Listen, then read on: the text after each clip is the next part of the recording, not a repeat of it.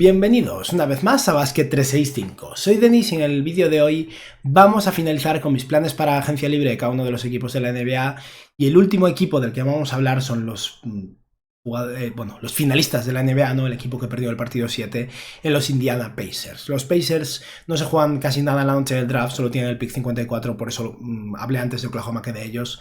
Pero vamos a hablar de cómo afrontar una temporada, una agencia libre dura, decepcionante después de haber llegado tan lejos con esa lesión de Tyrese Haliburton. Y este plan ha cambiado. Ya tenía uno grabado antes del partido 6 porque creía que Indiana tal vez podía caer en ese partido. Y bueno, al final las cosas cambian mucho al momento que Haliburton está lesionado. Pero nada, si estáis aquí me imagino que es porque os interesa la NBA, así que os animo a que os suscribáis, dadle al like al vídeo que se agradece un montón, comentadme abajo lo que opinéis, hacedme preguntas que al final de cada vídeo siempre respondo una pregunta planteada en un vídeo anterior y supongo que muchos os lo imagináis, Fuegos de San Juan.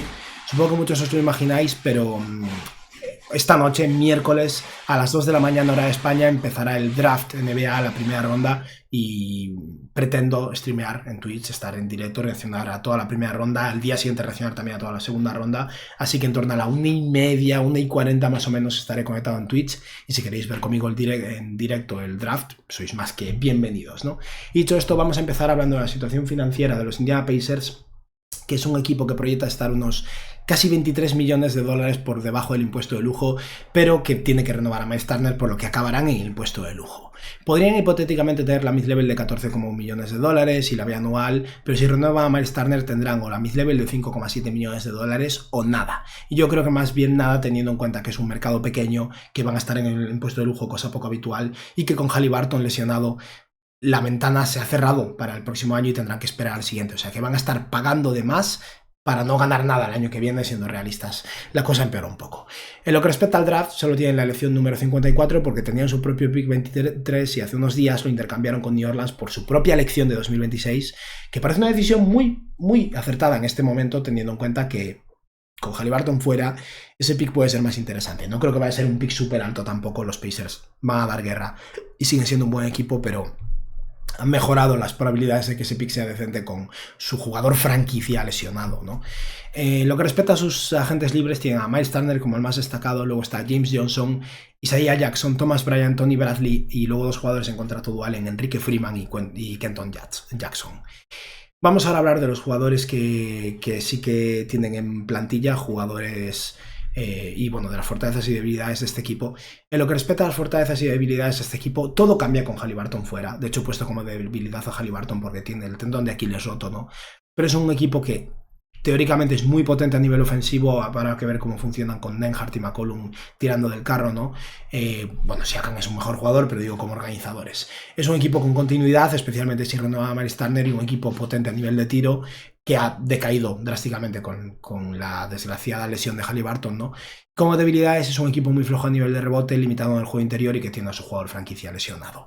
Los jugadores que siguen en plantilla de momento son Tyrese Haliburton, Pascal Siakam, Andrew Nembhard, Obi Toppin, Aaron Nesmith, T. McConnell, Ben Mathurin, que puede firmar su extensión de contrato de novato, Jaras Walker, Ben Shepard, Johnny Furphy y Ray J. Dennis, creo que se llama, un jugador en contrato dual. En lo que respecta a las necesidades de este equipo, la necesidad número uno es renovar a Miles Turner. Tiene un juego interior flojísimo y si pierde a Turner es un desastre absoluto. Por suerte solo los Nets tienen margen salarial y creo que es muy viable que lo renueven, aunque va a ser caro y los va a obligar a meterse en el impuesto de lujo. Creo que también necesitan conseguir un pivot suplente. Han tenido a Thomas Bryant y a Tony Bradley como sus pivots suplentes en playoffs por desgraciadas lesiones, ¿no? Pero al final es la realidad. Y les vendría bien un jugador extra de ala. Pero bueno, es pedir mucho para un equipo con assets limitados de cara a esta temporada y que va a estar muy limitado también a nivel de gasto en general. Vamos ahora a pasar a hablar de las diferentes decisiones contractuales que tomaría yo con este equipo y os anticipo que más o menos eso es todo en el caso de los Pacers. Pero a Enrique Freeman yo lo mantendría, es un jugador con tamaño de la pivot, buen reboteador, pick 50 y algo, creo que fue, o 49, algo así en el último draft. A mí me parece un jugador interesante, yo lo mantendría en contrato de un año más. Y lo mismo con Kenton Jackson, de hecho es un base alto que le ha dado algunos minutos bastante positivos en mi opinión a Indiana y que con la lesión de Tyrese Haliburton se vuelve más interesante. así que yo lo mantendría un año más en contrato dual, con posibilidades incluso de que acabe convirtiéndose en el tercer base del equipo. Me parece un jugador interesante. Luego, en lo que respecta a sus pivots, Tony Bradley yo lo dejaría ir. Es cierto que fue más relevante que Thomas Bryant en playoffs, pero aún así no puedo. Yo lo dejaría ir, buscaría alguna otra alternativa o con la mínima del veterano, tal vez gastando un poco más. Y por otra parte está Thomas Bryant, que es un jugador con capacidad de tiro muy limitado en defensa, alguien que no quieres que sea tu pivot suplente al mismo tiempo. En un equipo que ha llegado muy lejos en playoffs, Thomas Bryant ha tenido algunos minutos interesantes y es al menos un pivot válido a nivel ofensivo y un jugador que está claro que funciona a nivel de química. Es el típico jugador que motiva, que ayuda a hacer funcionar el vestuario y básicamente si tienen que tener un motivador, un veterano en el vestuario, entre Thomas Bryant y... Dios, se me acaba de ir el nombre de este tío. Stephen Jackson, ¿verdad? No, James Johnson. Se me ha ido el nombre completamente. Entre James Johnson y Thomas Bryant, James Johnson es un líder del equipo, el guardaespaldas de Haliburton, que no va a hacer falta con Haliburton lesionado. Y Thomas Bryant es todavía un poco un jugador de la NBA. Yo le ofrecería un puesto de entrenador asistente a James Johnson y... como motivador, básicamente por la mínima del veterano mantendría a Thomas Bryant. Creo que al final uno es un cuerpo útil en el campo, el otro es un cuerpo útil solo en el banquillo. Así que eso, creo que ya llegó la etapa James Johnson. Su rol lo toma Thomas Bryant, que puede aportarte alguna posición de necesidad. Luego está el caso de Isaiah Jackson, que es complicado. Isaiah Jackson es uno de los 3 jugadores de los Pacers que se rompió el tendón de Aquiles esta temporada. Se rompió al principio de año, llevaba solo 6 partidos disputados, por lo que estos stats sí que son de la temporada, pero son de un ejemplo muy reducido, ¿no? Pero Isaiah Jackson es un pivot, a veces a la pivot, juega algún minuto de 4, muy atlético, que viene de una lesión muy grave y eso me preocupa. También es un agente libre restringido y como antiguo pick de primera ronda, tiene una qualifying offer un poco elevada, de 6, algo millones de dólares. Los Pacers no pueden pagarle eso, no cuando van a ser un equipo sobre el impuesto de lujo, por lo que yo retiraría la qualifying offer. Aún así, creo que hay una posibilidad de que vuelva. O bien acuerdan una opción de 2 años por la mínima con opción del jugador para el segundo año. Tal vez incluso pueden pagarle 3 millones y medio, 4 durante 2 años con opción del jugador en el segundo año.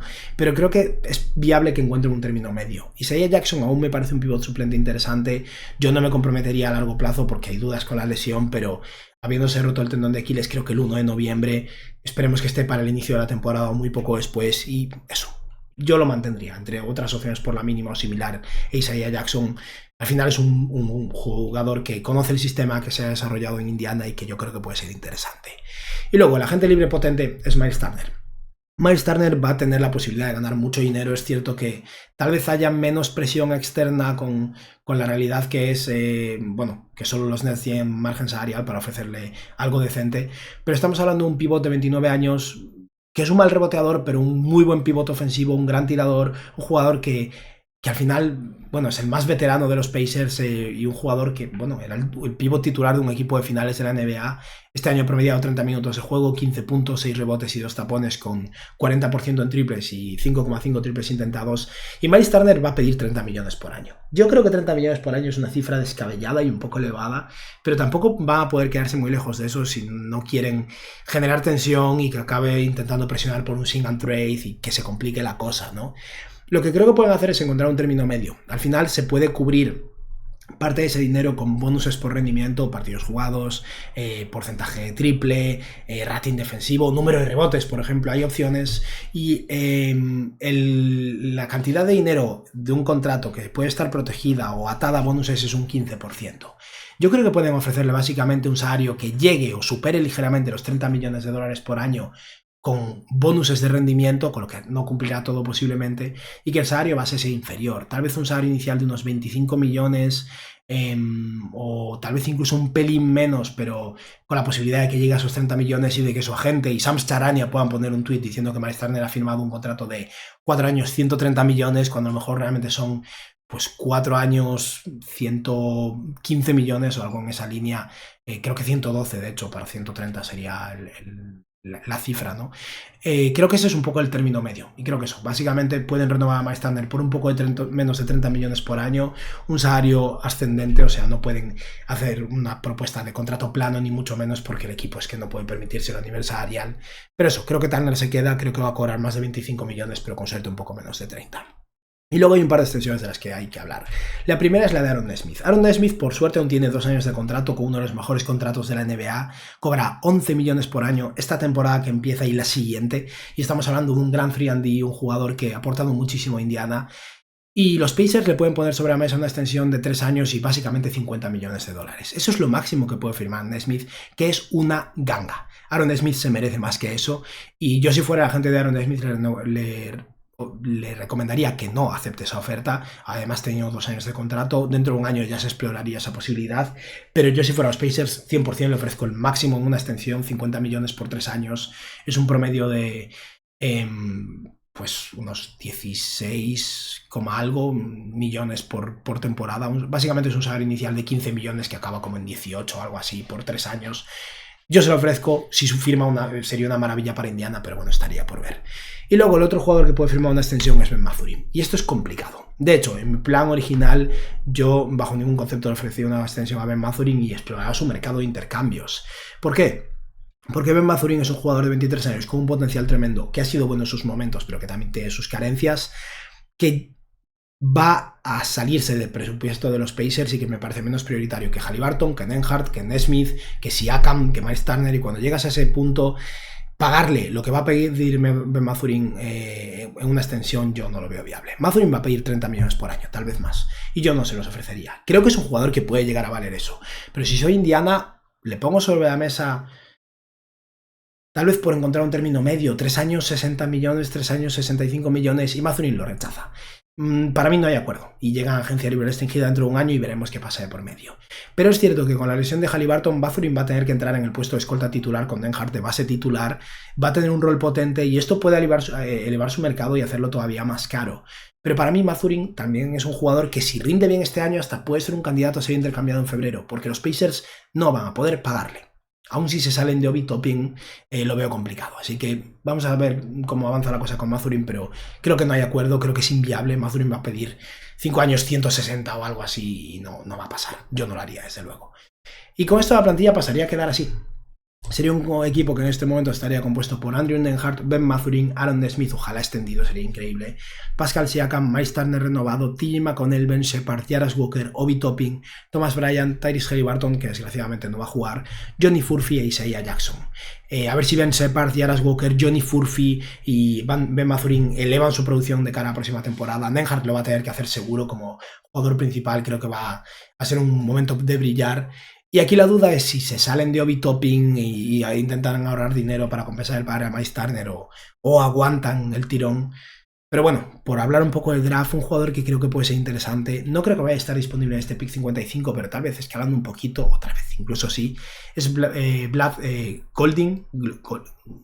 Se me ha olvidado el nombre. Golding, Gloden, algo así. Bueno, da igual, es un pivot ruso gigantesco de 2'16", de la Universidad de Michigan, con muchos años de experiencia. No creo que vaya a ser un grandísimo jugador en la NBA, pero es un tío grande que, si sale bien, puede ser el típico tercer pivot que rebotea un poco y defiende. Y yo, en un rango del 45 al 54, creo que veo viable que esté disponible, y en ese caso yo iría por él. Tal vez le puedan ofrecer un contrato dual, tal vez un contrato por la mínima de 1,3 millones de dólares, con lo que ahorran un poco más de dinero. Pero digamos que, o sea, un poco más de dinero frente a un jugador cobrando la mínima del veterano normal, pero digamos que para mí sería el objetivo realista que podrían llegar a conseguir en esa posición de pivot en el draft con la elección que tienen. Y luego, como decía antes, la duda es si mantienen a Obi Toppin ese contrato de 14 millones o no. Toppin ha rendido muy bien en playoffs, me parecería muy duro moverlo en este momento, pero si quieren ahorrar dinero es el mecanismo. Le darían más minutos a Jarrett Walker y confiarían en que sea capaz de ocupar el rol de Toppin. Walker es mejor en defensa, es peor en ataque. Toppin ha tenido un desarrollo tremendo, la verdad. Y si no, la otra duda es eso, Ben Mathurin. Yo creo que con la lesión de Haliburton se tiene que quedar, al menos durante este año, y ya se vería en agencia libre restringida dentro de un año lo que pasa, pero yo no estaría cómodo pagándole, no con lo que va a cobrar. Estaría cómodo pagándole 20 millones por año, desde luego, pero va a pedir mucho más y no va a haber un acuerdo, estoy bastante convencido. Aún así, lo necesitan con Haliburton lesionado, por lo que yo no lo intercambiaría ni a él ni a Obi Toppin. Y si en febrero se quieren bajar la carga salarial del equipo, siempre están a tiempo de intercambiar a uno de los dos o a los dos. Y ya está, la realidad es que este es el plan de los Pacers. Sé que es un poco decepcionante, pero no tiene mucha flexibilidad, su jugador franquicia está lesionado y ya está. Y la plantilla pasaría entonces a estar compuesta por Nembhard, Mathurin, Nesmith, Siakam, Turner. McConnell, Shepard, Jaras Walker, Obi Toppin, Thomas Bryant, Tyrese Haliburton, Johnny Furphy, Isaiah Jackson, como decía antes, tal vez renovado por la mínima, tal vez renovado por 3,5 millones, 4, más de eso imposible. Si Jackson se va, pues tal vez se traen de vuelta a Tony Bradley.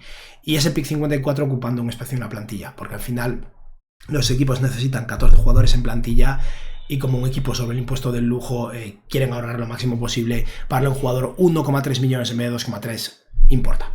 Y ya está, esta es la realidad de esos Indiana Pacers. Sé que es decepcionante, pero es un año puente, desgraciadamente. Y nada, esto ha sido todo por hoy. Con esto acabamos. Os recuerdo que estaré en directo en Twitch sobre las 1:40 más o menos. Pero como siempre, le quiero dar una mención a todos esos miembros del canal. Muchas gracias a todos. Si alguien más se quiere unir, es más que bienvenido. Y voy a responder una preguntilla y ya acabamos. Y la pregunta que voy a responder es de Nacho Rodríguez y, bueno, Nacho Rodríguez Ortega, y lo que dice es: yo me voy a tirar un triple, hablando de los Thunder, teniendo en cuenta que hay una corriente que parece que va más hacia 2 jugadores máximo y luego tiene una rotación larga, yo me la jugaría a mover a Chet Holmgren, que es un jugador que tiene mucho valor. Mi propuesta sería Chet Holmgren, Ousmane Dieng y Mitchell. Ahora mismo no caigo en quién es, estoy espeso, perdón. A los Nets a cambio de Nick Claxton y los picks de New York de 2029 y 2031. Yo no haría esto bajo ningún concepto. Entiendo la idea de ahorrar dinero, no pagarle ese salario a Chet Holmgren y conseguir un pivot competente en Nick Claxton y conseguir un par de picks, pero es una diferencia de valor tremenda. Holmgren es un tío que puede ser un All-NBA y tú no lo cambias por un pivot titular sólido que ni siquiera es tan barato y un par de picks futuros que pueden ni siquiera ser buenos. No lo veo. Yo mantendría los 3, luego más adelante ya se verá. Y nada, ya está. Esto ha sido todo por hoy. Espero que os haya gustado el vídeo y nos vemos en unas horas en Twitch. Que tengáis un buen día. Adiós.